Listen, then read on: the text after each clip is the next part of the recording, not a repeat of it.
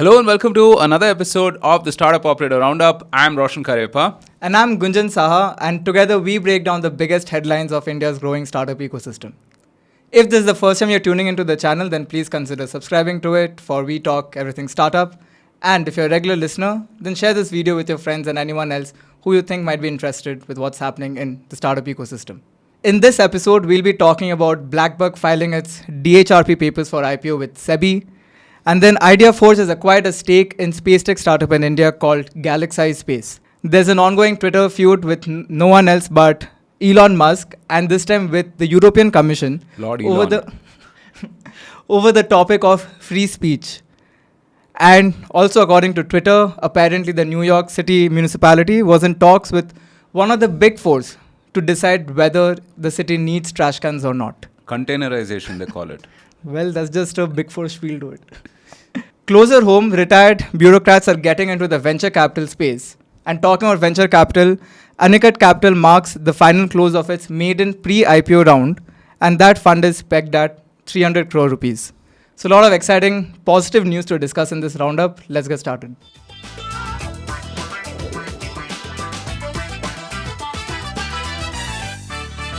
This morning I woke up to Twitter, trending on Trump, another president assassination. And that picture, it goes really hard, Yeah. but the topic is also hard. I mean, it's shocking. We're living in such surreal times, right? But look, I mean, we got to be really careful about the words we choose to use, man. I mean, you call someone a fascist, a dictator, an Adolf Hitler, and so on and so forth. I mean, you're going to reach a level where people think it's okay to do these kind of things, right? I mean, you critique, you criticize, you protest, and then after that, the natural follow-up from that is to do something of what we saw today, right? Really, really shocking, right? I mean, Twitter is kind of divided on whether it was incompetence or it was some kind of like a sabotage or something, right? Either which way, I mean, this is not a good look. We've had Prime Minister Shinzo Abe of Japan assassinated maybe a year back, right? And then we've seen recent assassination attempts elsewhere as well. This is really not a good look, I mean, Tim Ferriss has this one question that he asks his guests, right? Which is that if you could put up any quote on a billboard, what would that be? And that kind of gets me thinking, right? I mean, social media is that, every Twitter post, every Instagram post or thread or whatever it is, right? I mean, that's what it is. I think people have to be more responsible in terms of, just putting their thoughts out there, because it's very unusual for 1,000 people to care about what you think of, I mean, this is a 20-year-old phenomena, right? Human beings have not existed this way, and our ancestors always warned about knowledge without wisdom, right? But in this information era, we are being bombarded by so much data and information that it's very, very hard for us to keep pace of things. I myself, I get pulled into some of these things, and I have to realign myself, reorient, and think that, how much of this really matters, how much of this do I really know about, and how much of this should I really care or respond to, right? I think each one of us have to do that. I mean, this is it's really hard, I mean, thoughts can lead to words, and words can lead to unfortunate actions like this, right? So, but I'm glad that he's doing okay. But think about the courage and conviction. The bullet man. just went. Went past his ear, and the guy gets up, says wait to his security detail, and he does this whole iconic, sort of a power fist move, right? Amazing. Whatever you feel about Trump, I mean, the guy is like a badass, seriously. Well, now people are saying because of this failed assassination attempt, he is more likely to become the president.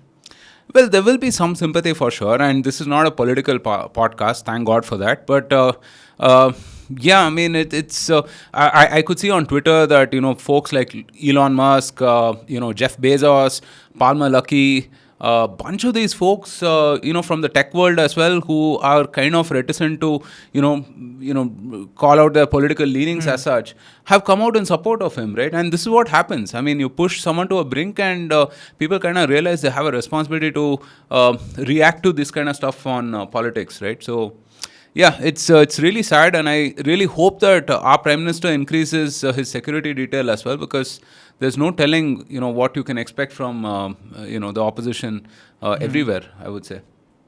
Right. Well, I think the Ambani's wedding and a big security force Nice segue. because there was not only world leaders and businessmen from around the world, but also You were the looking at, Kardashians. of course. Wait. It was the Kardashians, Lalu Prasad Yadav, and Mamta Banerjee in one single party. Yeah, true signs of the apocalypse. I'm telling you, like who could have predicted this, right? But only Lord Ambani could have caused something like this. But I mean, it's amazing, man. This marriage seems to have been going on forever now, right? But it's fantastic that it's such a true spectacle, right? I mean, and they're doing it, in proper dharmic tradition and everything, which is good. I mean, it showcases India's culture to the world. And also our growing soft power, right? I mean, think about it. The kind of guests, the eclectic lineup of guests who descended on, on for the wedding. So, yeah, amazing. But I think, like Anant Ambani, I'm also glad that it's kind of getting over. So, All right, let's get started with the headlines. First, Blackbuck, which is a leading truck aggregator platform in India, they have filed papers for a 550 crore rupees IPO with SEBI. The IPO will consist of fresh issue of 550 crore worth of shares and an offer for sale, which is an OFS, of up to 21.6 million shares by existing shareholders. Blackbuck operates as a B2B online freight marketplace that matches shippers with truck operators for intercity transportation. To do this, they use intelligent auction engines, GPS-enabled freight management, and mobile apps to streamline transactions between shippers and truckers. In the past, we did have the co-founder, Subbu, and I think someone from the data team as well. the head of data science, Deepak Warrior. So you have been closely in touch with Blackbuck. Yeah. How have you seen that journey? Yeah, Blackbuck is an infinitely interesting business, right? They operate in this $150 billion freight logistics space in India. And it's a very, very complex ecosystem, You don't just have the likes of HUL or ITC shipping things across the country, right? There are some of these lesser known brands and smaller businesses that have to get their goods and products across the country, right, for distribution or what have you. These folks are from the industry, right? A couple of the founders have worked in ITC before, so they know the logistics space really well. And what they've tried to do is digitize the entire freight logistics space. They started off as a sort of a simple platform to connect, supply and demand. Right, so for them, I think the e-tolling or the FASTag was a key wedge into the market from a digitization perspective, right? I think 1 in 3 trucks today use Blackbuck for this e-toll and stuff like that, right? And since then, they've kind of layered on the stack and they've built a fleet management solution, payments, financing, and so on. I mean, this is a kind of a dynamic we've seen with other verticalized marketplaces as well, right? I mean, whether you think of off business or the likes of Resha Mandi, etc., right? I mean, first the marketplace, then the technology, then the financing. I mean, this is amazing. This is really amazing that they're solving such a complex problem. And think about it, right? I mean, trucking has very low tech adoption. So while it might seem like an obvious idea that digital can kind of disrupt this, in order to get adoption in this, you might have had to do a bunch of things, right? And that is really what we uncovered on the podcast with Subbu. Do check it out. We'll link to it in the description. Fantastic conversation, on the various nuances of their business and so on.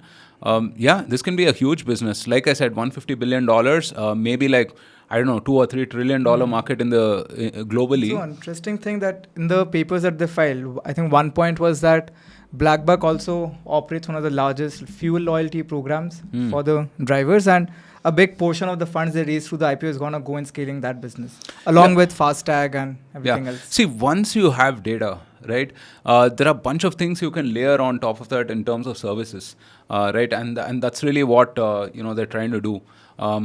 Fascinating business. I highly encourage everyone to check out both those podcasts, one with Subbu, who's a co-founder, and the other with Deepak Warrior, who's their head data scientist.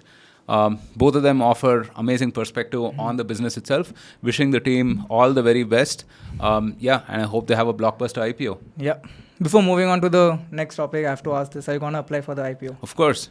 Okay. But will you get it? Guys, this is not financial advice. Of course, you can choose to, get your advice from better sources than us. But I would love to apply for their IPO for sure. Okay. Yeah. Awesome. I hope you get it this time. Let's see. Fingers crossed, but I won't hold my breath. Moving on to the next topic, IdeaForge, which is a leading drone manufacturer in India. They have acquired a non-controlling stake in a space tech company called Galaxy Space for approximately $1 million or 8.28 crore rupees. Galaxy is an IT Madras incubated startup that's based in Bangalore, and they specialize in building indigenous multi-sensor imaging satellites for geospatial analytics. This opens up for IdeaForge multiple more use cases apart from military use, and IdeaForge will be developing more advanced drone capabilities with enhanced surveillance, reconnaissance, and imaging capabilities. IdeaForge has been a company that pioneered in the defense drone space, and we're seeing a lot of push from the government as well and for innovating in the defense side of things. Yeah. And this acquisition is likely to pay off a lot of dividends. Yeah. No, this is a Galaxy is a fascinating story, and I'd love to host the founders on the podcast sometime. Right. So they started off as a hyperloop in India. They wanted to build a hyperloop out of college. And then they, pivoted into building satellite imaging and so on. So the story goes that Suyash, who is one of the founders, was asked to analyze the California forest fires, and it, got a bunch of data and tried doing some analysis, but realized that, the cloud and the smoke in these regions was inhibiting, the amount of visibility and so on, right? The amount of interpretations they could do. And, he built these algorithms and data science models to make sense of things. And that is what they've productized into Galaxy, right? Now, satellite imaging, you might think that, they might send this up on a satellite and then, get those images and whatnot. But our boys, being the Jugaad Max folks they started using drones to do the same thing, right? Send it up on a drone and then look at data and collect, whatever analysis they can do, right? So, again, fascinating. So they started doing that.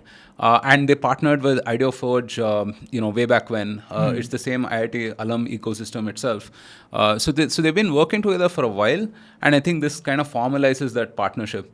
Kudos to the IdeaForge folks also. I mean, we've had Ankit of IdeaForge on the podcast way back when, maybe 2 years, even before their IPO. Do check out that podcast. They have had to go through a bunch of stuff, right? I mean, because the drone ecosystem itself, at the time that they started building, was very, very, very nascent. And they've been at it for about 15 years. So fantastic story. Do check out that podcast as well. And hopefully, we'll bring Suyash on the podcast soon to talk about their journey as well. But yeah, this is formalizing a partnership that was already kind of ongoing, I think. Great stuff. Awesome. So for our next topic to begin with, we have this video clip to show you.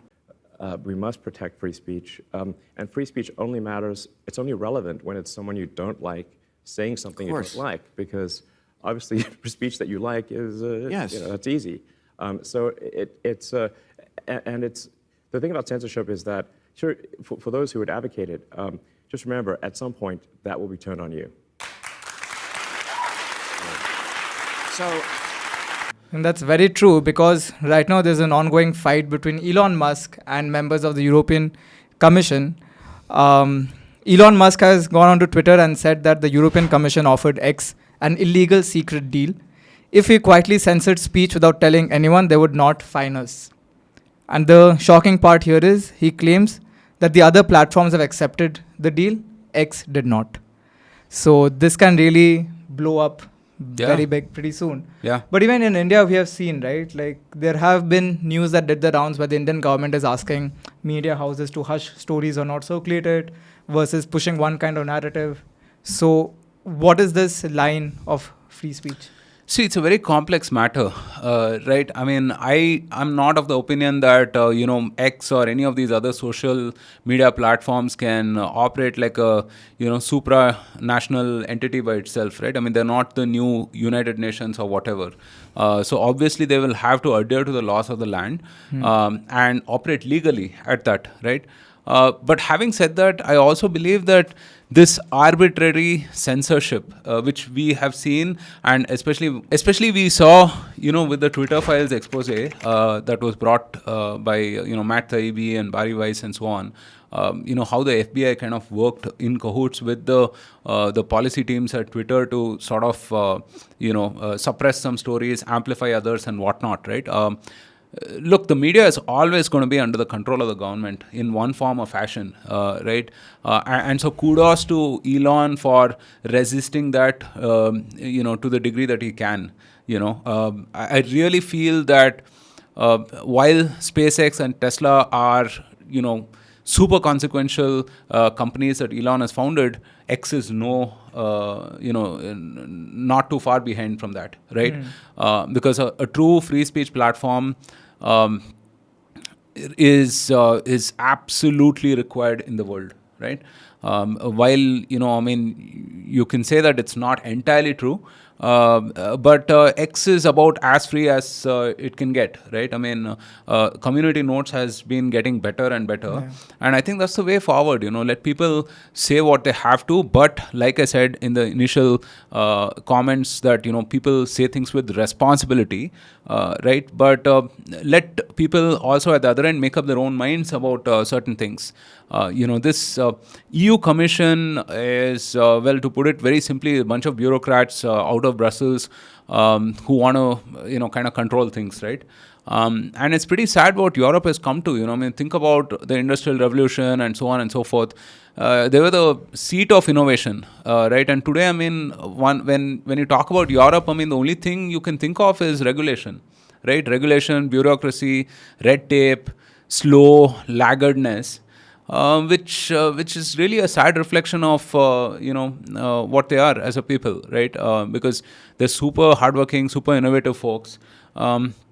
Sad that they have to kind of suffer from that, right? So it'll be interesting. I mean, if they go to court, there'll be all kinds of things that will be made public. Right? I don't think that would be a smart option. Exactly, for the European Commission as well, right? In terms of what they decide on, how, and so on. Honestly, I think Twitter set the right precedent by firing all these policy folks and a bunch of others, right? I don't think a social platform should have like hundreds of folks in their team deciding on what is right for the public and what is not, right? I think there should be a technology intervention. Community Notes is a fantastic example of that, right? But yeah, let's see. I mean, this is the debate of our times, really. Yeah, I think Europe, just as a group of nations, really trying to stay relevant in today's time. They did the whole AI policies and whatnot. They have a bunch of issues, man. I mean, they have this slowing demographic, right? Massive immigration, and like what it is to be European itself is under like a huge flux at this point, right? And it's just massive. I mean, there's a huge amount of social and political churn in the region. So yeah, it'll look very, very different in the next 10 to 20 years because there's so many of these power structures rising.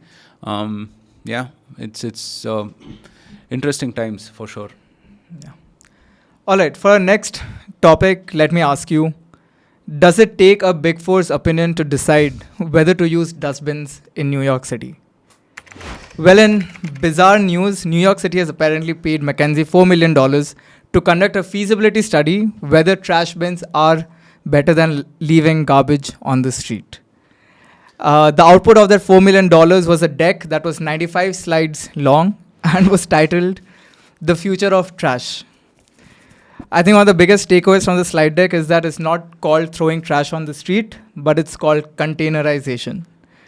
Roshan, can you talk more about containerization? Yeah, I mean, hey, you got to ask the McKinsey folks. They built the 90-slide deck, right? But it's absurd, I mean, governments often turn to these big four folks to kind of take these decisions, which perhaps any average person with a decent, common sense and IQ can kind of answer, right? Perhaps, I mean, ask your grandmother, basically, right?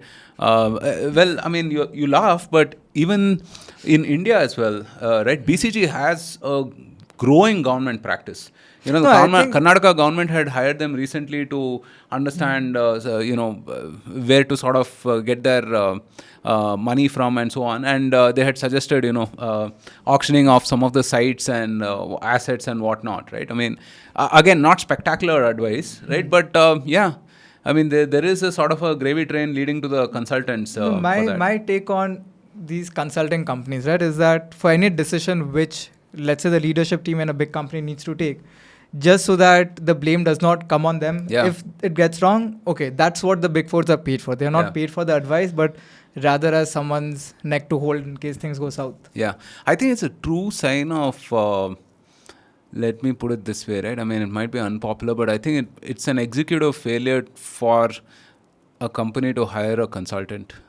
I mean, I have very, very good consultant friends, right, who, are amazing folks, but sometimes some use cases are genuine, right? If you're exploring a new domain and you want to bring in best practices from a certain industry practice, whatever, I think legit use cases for sure.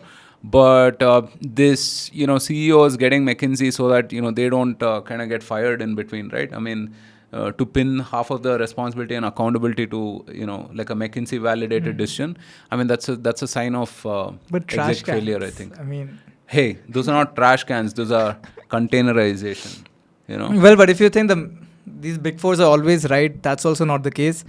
I think in the early 1980s, AT&T, which is one of US's leading network providers, they asked McKinsey to estimate the cell phone market by the new millennium, which is 2000. The consulting giant said that it would be a niche category with a size of 900,000 subscribers only. Well, we all know how that panned out to be. See, but I'll tell you what, that is a difficult one. I mean, like IBM, which was the world's largest computer manufacturer at the time, just laughed at the idea of everyone having a computer. They always thought about it as like a business processing unit or a equipment, right? Those were crazy times, man. I mean, 70s, 80s, I mean, it wasn't like, computing was going to take over the world, right? Which is the genius of Steve Jobs and some of these other pioneers, right? They saw the future before a lot of others did, right? So yeah. Okay, now we have the future of trash. We don't want to dunk on consultants too much, right? Yeah, no, they are good friends. They throw good parties. Yeah, exactly. My friends are listening. Give me a call whenever in Bangalore next. Yeah. But, all the dunking aside, I'll tell you, McKinsey is a CEO factory, right? Yeah. They produce some phenomenal CEOs, right? And a bunch of them have started up companies themselves, right? Startups and so on. This could be an interesting assignment for you guys. Why don't you tell us some of these McKinsey, Bain, BCG folks who have started up startups in India over the last 10 years? Let's see how many you guys get. Awesome. Let's move on to the next topic, which is closer home. Ajay Kumar, who retired as India's Defense Secretary in 2022, he has set up a new venture capital firm called Mount Tech Growth Fund. The fund has raised over 250 crore rupees in its first round, and it's called Kavach, and they've already secured approvals from SEBI. The fund is focused on investing in startups operating in the defense, aerospace, and deep tech and space sectors, and significant opportunities for startups in the defense and aerospace sectors, which will be driven by government initiatives like IDEX, which is Innovation for Defense Excellence Program. I think it's really good that stalwarts and incumbents from a sector is gonna lead a fund, but this also raises question of how much of insider information they're gonna use. Well, that's just called domain knowledge. I think Pakka Big Four would say it like that. There's a fine line between conflict of interest and domain knowledge, right? But this is fantastic stuff. I mean, there's a huge push on the indigenization of defense equipment, right? Since the Defense Acquisition Council was formed, I think in 2020, late 2020, along the Atmanirbhar Bharat lines, right? So there'll be plenty of action on this front. I think even before the elections, if you look at the stocks that were rallying, whether it was HAL and so on, all of this was on the base of this fact, right? I mean, that the government is going to push for greater contracts to be given out to Indian equipment manufacturers and so on. This is fantastic. I mean, we have someone on the inside who can understand the workings of the government, who is going to encourage startups. So should be something to look out for. Yeah. So week on week, we have been seeing some sort of up and down, lot of volatility in the fundraisers that we're seeing every week. But funds out there are always in the market to raise money. Chennai's Anicut Capital has closed its late-stage equity continuum fund of 300 crore rupees. And what's unique about this fund is they're only going to focus on companies that are in the pre-IPO phase. So while we have been talking about fundraise actions early in growth stage startup, now I think fundraisers just before IPO is also going to become a topic. Yeah. As I said, the last roundup, right? I mean, we're seeing funding really happen at two extremes, either the early stages or the just before IPO or the pre-IPO stage, right? I mean, the guys in between are having a really hard time. Anicut is an early stage fund, if I'm not mistaken. Yeah, we had Dhruv from Anicut. I think it was the 4th or 5th episode on the podcast, right? Way back when, 4 years back. And since then, they have kind of grown in, stature and impact. It's great to see that they've started another fund, and this pre-IPO, who knows? I mean, there are as many as maybe 50, 60 startups that might IPO in the next couple of years, right? 2 or 3 years, I would say. They might definitely need some dry powder for that. Yeah, you're right. All right, here are some of the notable fundraisers from the week. Wealth management platform Deserve raised around 265 crore rupees or $32 million from Premji Invest, Elevation Capital, Matrix Partners India and Axel. Cancer-focused biotech startup Immunil Therapeutics, they raised 100 crore rupees or $12 million from Taiba Middle East. And Marathi language video streaming platform Planet Marathi OTT, they raised $15 million from A&MA Capital USA. So we're seeing a lot of the number of fundraisers decreasing, but check sizes still seem to be out there. Deserve is a fantastic investment platform. I've been evaluating them on putting in some money. I mean, not as an investment, right, but planning for the future. But what do you think? $32 million in check sizes. Yeah, significant, man. I mean, we just spoke about funding at the mid stages not being accessible, but 30 million is awesome, and I haven't really learned much about what they do. So it'll be interesting to perhaps cover this sector. There are a lot of fintech and wealth management folks who reach out to us to be on the podcast. Yeah. I mean, we stopped hosting a bunch of these because it was a repetition of content, but maybe we should get a couple of them to talk about what's really happening at this point. Yeah. For our Talk of the Town section, this week we have this tweet by Harry Stebbings of 20 VC. He writes, VC requirement for SaaS companies to scale to 10 million ARR in record time is BS. UiPath, 500K 10 years in. Klaviyo, 1 million ARR 3 years in. Lightspeed, 10 million ARR 8 years in. It takes time to nail true customer love. Be patient, stay lean, remain super close to your customer. I think what he is trying to say is that just focus on solving your customer's problem and the money will flow in. Seriously, I was just checking UiPath's revenue, right? I mean, they're doing about 350 million ARR, I think. Wow. You guys can confirm the number, right? And think about it, 10 years in, they had about 500K in revenue. Definitely not the typical hyper-growth VC-funded SaaS startup that you can think of, right? With your 2x, 3x, or whatever other type of model that works for VCs. Look, product market fit is a continuous journey, and there is only so much you can kind of engineer it. There has to be genuine customer love. There has to be genuine market pull, and that takes time.